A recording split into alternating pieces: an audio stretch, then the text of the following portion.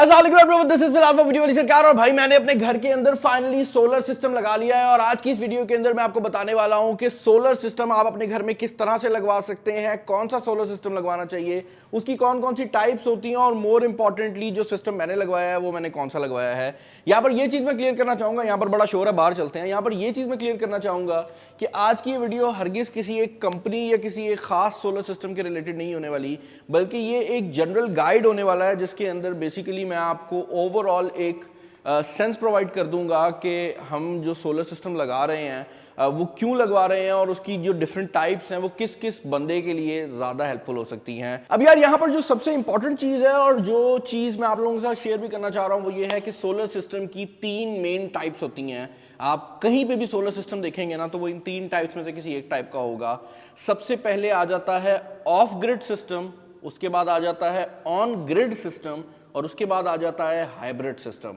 अब of grid system की मिसाल आप ऐसे ले सकते हैं कि ऊपर सोलर पैनल लगे होते हैं जो कि आपके घर के अंदर मौजूद इन्वर्टर के साथ कनेक्टेड होते हैं और आपके घर में बैटरीज लगी होती हैं। सोलर पैनल जो बिजली बनाता है वो आपकी बैटरीज में जाती है और उसके बाद अगर आपके घर को ज़रूरत पड़ती है तो बैटरी से होती हुई आपके घर को चली जाती है। और अगर वो बिजली पूरी नहीं पड़ रही होती तो बेसिकली जो वापडा की बिजली है वो इस्तेमाल की जाती है और उसके थ्रू जो बिजली का लोड है वो मुकम्मल तौर पर पूरा किया जाता है। ये एसेंशली ऐसे ही काम करता है कि आपकी जो सोलर पैनल से बिजली बन रही होगी वो बैटरी में जाएगी और उसी को आप यूटिलाइज कर सकते हैं और अगर आप उसको यूटिलाइज नहीं कर रहे तो वो ज़ाया हो रही होती है। और मोर इंपॉर्टेंटली यहाँ पर ये चीज़ भी बहुत ज़्यादा इंपॉर्टेंट है कि ये वाला जो सिस्टम है इस सिस्टम के अंदर जो कॉस्ट है, क्योंकि इसके अंदर बैटरीज इन्वॉल्व होती हैं तो वो कॉस्ट काफ़ी ज़्यादा ही रहती है। और जो बाकी 2 सिस्टम मैं आपको बताने वाला हूँ उनमें जो हाइब्रिड सिस्टम है वो थोड़ा सा महंगा होता है लेकिन उसमें फीचर ज़्यादा होते हैं और जो ऑन ग्रिड सिस्टम इसके बाद आता है वो सिस्टम काफ़ी सस्ता हो जाता है। तो ऑफ ग्रिड सिस्टम वो सिस्टम है जिसका किसी और चीज़ से कोई ताल्लुक नहीं है। सोलर पैनल लगा हुआ है, बैटरियाँ लगी हुई हैं, आपके घर को बिजली जा रही है और वो जो बिजली है वो आप लोग इस्तेमाल कर रहे होते हैं और अगर ज़्यादा बिजली चाहिए तो वापडा से आ जाती है। दूसरे टाइप का सिस्टम होता है ऑन ग्रिड सिस्टम और ये वो सिस्टम है जो कि इस टाइम पाकिस्तानी मार्केट के अंदर बहुत ज़्यादा कंपनीज प्रमोट कर रही हैं। इसके पीछे एग्जैक्ट रीज़न क्या है मुझे नहीं पता कि क्यों इसकी प्रमोशन इतनी ज़्यादा हो रही है, लेकिन अगर आप किसी नॉर्मल बंदे से जाके पूछेंगे ना जो सोलर पैनल की कंपनी रखता है तो आपको यही कहेगा कि आपने ऑन ग्रिड सिस्टम करवाना है। अब ऑन ग्रिड सिस्टम क्या होता है? ऑन ग्रिड सिस्टम के अंदर बैटरियाँ नहीं होती। ऑन ग्रिड सिस्टम जो होता है वो सोलर पैनल से बनने वाली जो बिजली है वो इन्वर्टर में लेकर आता है और उस बिजली को इस्तेमाल किया जाता है और जो एक्स्ट्रा बिजली बन रही होती है वो आपके मीटर के थ्रू गवर्नमेंट को वापस बेच दी जाती है। और उसके बाद जब रात हो जाती है और आपको बिजली की ज़रूरत पड़ती है क्योंकि अब आपके सोलर पैनल बिजली नहीं बना रहे होते तो वापडा से दोबारा बिजली लेकर आई जाती है और उसके थ्रू घर को चलाया जाता है। इसका फ़ायदा ये होता है कि इसके अंदर क्योंकि बैटरीज इन्वॉल्व नहीं होती तो जनरली इसकी जो प्राइस है वो काफ़ी कम होती है क्योंकि बैटरीज बहुत महंगी होती हैं और बैटरी सोलर पैनल के अंदर वाहिद कॉम्पोनेंट है जो कि बार बार रिप्लेस भी करना पड़ता है। बाकी चीज़ें जो है उनकी लाइफ बहुत ज़्यादा होती है लेकिन बैटरी क्योंकि आपको पता है कि एक चलने वाली चीज़ है तो वो कुछ टाइम बाद ख़राब भी हो जाती है। इस वजह से बैटरी की कॉस्ट निकलने की वजह से ये सिस्टम काफ़ी नीचे आ जाता है। लेकिन इसका सबसे बड़ा प्रॉब्लम ये होता है ऑन ग्रिड सिस्टम का कि जब आपके मुल्क में लोड शेडिंग हो रही हो तो उस पॉइंट पर ये सिस्टम कामयाब नहीं है। उसके पीछे रीज़न ये है कि दिन के टाइम में जब पूरा सूरज चमक रहा है और रोशनी आ रही है आप ये सोच रहे होंगे कि यार अगर लाइट चली भी गई है कोई मसला नहीं है, मेरा सोलर पैनल लगा हुआ है, मुझे बिजली आ जाएगी। लेकिन ऑन ग्रिड सिस्टम में ऐसा नहीं होता। ऑन ग्रिड सिस्टम में अगर आपका सोलर पैनल पूरी रोशनी ले भी रहा है ना और वापडा की बिजली नहीं आ रही तो बेसिकली आपका घर भी बंद होगा और वो बिजली सारी जो है वो बनाएगा ही नहीं। उसकी रीज़न ये है कि लोड बैलेंसिंग जो है वो प्रॉपर्ली नहीं हो सकती क्योंकि जो सोलर पैनल है वो एक खास टाइप का लोड तो नहीं देते, कभी वो ज़्यादा देते हैं कभी वो कम देते हैं। तो अगर पीछे से वापडा की बिजली नहीं है तो बेसिकली ऑन ग्रिड सिस्टम भी बंद होता है जो कि उसका सबसे बड़ा प्रॉब्लम है। आजकल क्योंकि लोड शेडिंग हो रही है तो जो सिस्टम मैंने लगवाया है या ज़्यादातर लोगों को मैं रिकमेंड करूँगा और जो सबसे महंगा सिस्टम भी है वो है हाइब्रिड सिस्टम। हाइब्रिड सिस्टम के अंदर बेसिकली आप ऑन ग्रिड के मज़े भी लेते हैं और आप ऑफ ग्रिड के मज़े भी लेते हैं, यानी कि इसके अंदर बैटरी भी लगाई जाती है और इसके अंदर आप वापडा को वापस एक्स्ट्रा बिजली भी दे रहे होते हैं। तो इस केस के अंदर बेसिकली जो ऊपर सोलर पैनल लगे हुए हैं उन सोलर पैनल से बनने वाली जो बिजली है वो इन्वर्टर में आके बैटरीज को जाती है, उसके बाद मेरे घर को जाती है, और जो एक्स्ट्रा बिजली बच जाती है मेरे घर को देने के बाद और बैटरियों को चार्ज करने के बाद, वो वापस वापडा को जाती है, और फिर वापडा उसका जो पेमेंट है वो हमें कर देती है। बेसिकली यही होता है कि आपका मीटर उल्टा चलने लग जाता है।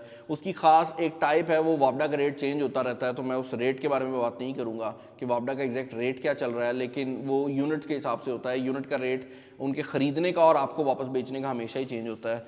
और हाइब्रिड सिस्टम का फायदा ये होता है कि एक तो ये जब एक्स्ट्रा बिजली बना रहा होगा तब ये बिजली जो है वापडा को दे रहा होगा, जिसकी वजह से अगर आप रात के टाइम में वापडा यूज़ करते हैं तो वो जो एक्स्ट्रा यूनिट आपने दिन में बेचे थे वो वापस आप इस्तेमाल कर रहे होंगे, तो काफ़ी हद तक वो चीज़ आपको फ्री हो जाती है। दूसरा बड़ा फायदा ये होता है कि जब लोड शेडिंग होती है तो उस पॉइंट पर आपकी जो बैटरीज लगी हुई हैं उन बैटरीज को यूज करते हुए आपका जो घर है वो चलता रहता है। फॉर एग्जांपल इस टाइम पे मेरे घर में लाइट गई हुई है, ऊपर वाला एसी भी चल रहा है, अंदर वाला एसी भी चल रहा है। उसकी रीजन ये है कि जो बैटरी है वो इस्तेमाल हो रही है, और उस बैटरी को जो सूरज से चार्ज हो रही थी उसके थ्रू जो है वो घर चल रहा है। इनफैक्ट अभी तो दिन का टाइम है, तो अभी तो शायद बैटरी भी यूज ना हो रही हो, अभी तो जो सोलर पैनल डायरेक्ट बिजली बना रहा है वो इतनी ज्यादा होगी कि पूरा घर जो है उस पर चल रहा है। लेकिन अगर कहीं पर बादल आ जाते हैं तो उस टाइम पे वो हल्की सी बैटरी को भी यूज कर लेता है। तो कहने का मकसद ये है कि पाकिस्तान के जो हालात चल रहे हैं उसमें जो सबसे बेस्ट ऑप्शन है वो हाइब्रिड सिस्टम की है। हाइब्रिड सिस्टम में जो सबसे बड़ा प्रॉब्लम आ जाता है, जो मैं आपको यहाँ पर दिखाने वाला हूँ, वो ये है कि हाइब्रिड सिस्टम आपको बना बनाया नहीं मिलता। फॉर एग्जाम्पल अगर आप इस सिस्टम की बात करते हैं तो देखने में ऐसा ही लग रहा होगा कि ये जो होल है इसके अंदर बस सब कुछ जो है ना वो ऑलरेडी प्री मेड आया है, जबकि असल गेम ये है कि ये जो नीचे वाली साइड पर आप लोग देख रहे हैं ये बैटरीज हैं, ये लिथियम आयन बैटरीज हैं, और इन बैटरीज को बेसिकली चार्ज मिलता है। इसके अंदर एक इन्वर्टर लगा हुआ है जो कि एक नॉर्मल इन्वर्टर है, और उसको हाइब्रिड करने के लिए जो बाकी सामान है वो नीचे वाली साइड पे लगा हुआ है। तो कहने का मकसद ये है कि हाइब्रिड सिस्टम के अंदर वन स्टॉप सोल्यूशन कम मिलता है। जो मैंने कंपनी लगवाई है, इस तरह की काफ़ी कंपनीज मार्केट में आ रही हैं। मैं किसी भी कंपनी का नाम इस वीडियो में इसलिए नहीं बाय द वे ले रहा क्योंकि मैं नहीं चाहता कि कोई भी वीडियो जो है ना वो लगे कि स्पॉन्सर्ड वीडियो है। तो काफ़ी ऐसी मार्केट में कंपनीज आई हुई हैं जो कि बेसिकली आपको इस तरह के पूरे पूरे हाइब्रिड सिस्टम्स बना के दे रही हैं। अंदर इनके वही इन्वर्टर लगा होता है, लेकिन बेसिकली हाइब्रिड करने के लिए बाकी जो सामान है वो लगाती हैं, और उसका फ़ायदा ये मिलता है कि अब लाइट आ रही हो, लाइट जा रही हो, बिजली जो है वो मेरा घर हमेशा जनरेट कर रहा होगा और मुझे हमेशा के लिए जो बिजली है वो मिल रही होती है। इसका फ़ायदा ये भी होता है कि रात में जब लाइट जाती है तो क्योंकि मेरी बैटरियां भी ऑलरेडी चार्ज हो रही होती हैं, तो वापडा से रात में भी बिजली जो है वो हमें लेनी नहीं पड़ती। रात में भी पहले मेरी जो बैटरीज हैं वो यूटिलाइज होती हैं, और उसके बाद वापडा की जो बिजली है वो आनी स्टार्ट होती है। इसके अलावा यहाँ पर एक और चीज़ जो कि बड़ी इंपॉर्टेंट है वो ये है कि रात में जब लाइट भी चली जाती है तब भी क्योंकि बैटरीज अवेलेबल हैं तो वो बैटरीज आपको काफ़ी हद तक जो बैकअप है वो प्रोवाइड कर देती हैं।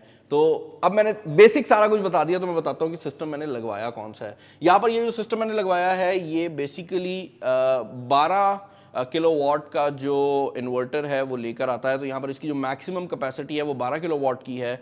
ऊपर मैंने 540 वाट्स के 22 जो पैनल्स हैं वो लगवाए हैं, और ऊपर जो पैनल्स लगे हैं वो कैनेडियन सोलर के पैनल्स हैं।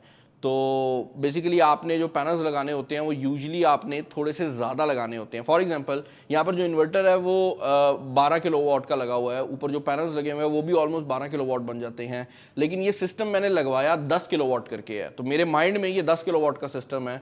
उसकी रीज़न ये है कि जो ऊपर 12 किलोवाट के पैनल लगे हुए हैं ना वो कभी भी 12 किलोवाट पूरा नहीं देंगे, उन्हें अपनी जो कैपेसिटी है वो नीचे करनी है, क्योंकि जो सूरज है वो हमेशा 100% तो शाइन नहीं कर रहा, तो उनकी एफिशिएंसी कभी भी मुकम्मल नहीं रहती।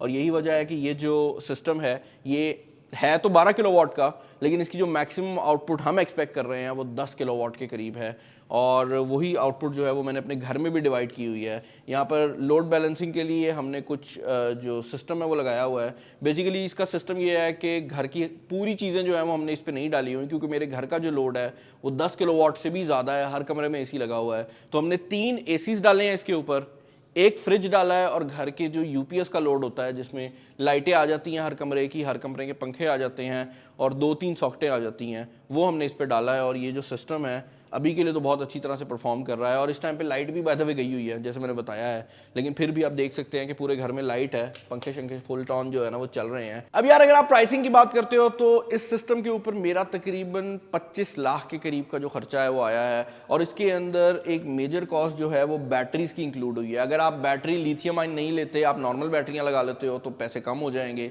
आप बैटरी लगाते ही नहीं है, ऑन ग्रिड सिस्टम ले लेते हैं तो पैसे और ज़्यादा कम हो जाएंगे। तो ये बहुत ज़्यादा डिपेंड करता है कि आप कौन से टाइप का सिस्टम लगा रहे हैं। पर्सनली अगर आपके इलाके में लोड शेडिंग हो रही है तो ऑन ग्रिड सिस्टम आपको किसी भी तरह से हेल्पफुल नहीं रहने वाला। आप ऑन ग्रिड सिस्टम लगाएंगे, आपकी लाइट जाएगी और आपके सोलर पैनल बेसिकली ज़ाया हो जाएंगे, क्योंकि जब लाइट गई हुई है तो वो आपके घर को भी नहीं चला सकते, पीछे बिजली देना तो दूर की बात है। तो I would just suggest you कि अगर आपके घर में लोड शेडिंग होती है ज़्यादा तो या तो ऑफ ग्रिड कर लें, वैसे तो बेहतर यही है कि आप हाइब्रिड पे चले जाएं। That is the best solution. Company आप कोई भी इस्तेमाल कर सकते हैं। आई होप ये वीडियो आपको पसंद आई होगी। ये वीडियो मैंने अपनी तरफ से छोटी बनाई है, मुझे उम्मीद है कि ऑलरेडी काफ़ी बड़ी हो गई है, लेकिन काफ़ी ऐसी चीज़ें हैं जो कि मैं इस वीडियो में डाल सकता था, मैंने अभी भी नहीं डाली। जैसे कि ये डिवाइस स्मार्ट है, इसके स्मार्ट फीचर्स हैं, आपको सोलर पैनल क्लीन करना चाहिए या नहीं करना चाहिए। तो अगर आप वो वीडियोस चाहते हैं तो इस वीडियो का पार्ट 2 आ सकता है। और वीडियो का अगर आप पार्ट 2 चाहते हैं तो भाई वीडियो को लाइक ज़रूर करिएगा। हम लाइक और व्यू रेशो से ही देखते हैं कि अगली वीडियो बनानी है या नहीं।